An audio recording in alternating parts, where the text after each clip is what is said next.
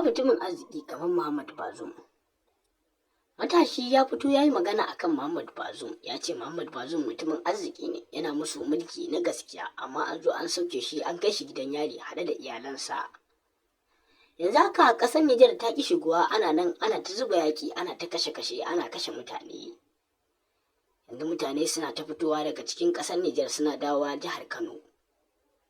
Dalilin da ya sa aka kama Muhammad Bazoum, ya ce ba za a yi musu mulkin mallaka ba, kuma ya ce zai canja kuɗi, shi isa suka soke Muhammad Bazoum kuma suka kama shi akan wasu dalilai. Yanzu haka Muhammad Bazoum yana kulle a gidan yari haɗe da iyalansa.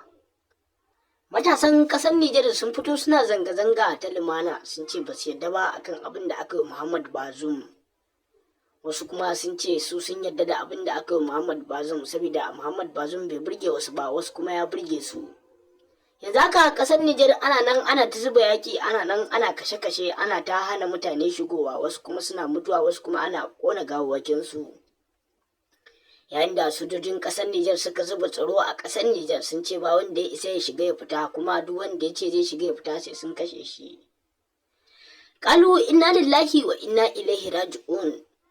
Masu sauraro, ku biyo mu har ƙarshen wannan bidiyo, amma kafin nan bari mu sa muku wani bidiyo da ake kashe wani bawan Allah, yayin cewa shi fa bai yarda an kama Muhammad Bazoum ba, ita saboda abubuwan da Muhammad Bazoum yake yi abubuwan alheri ne.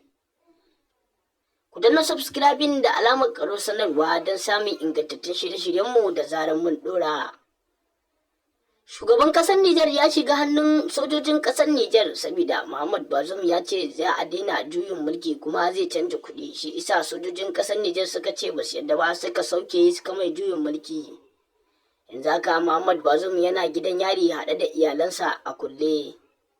Muhammad Bazoum mutane sun ce mutumin arziki ne, yayin da matasan ƙasar Nijar suka fito suna zanga-zangar lumana.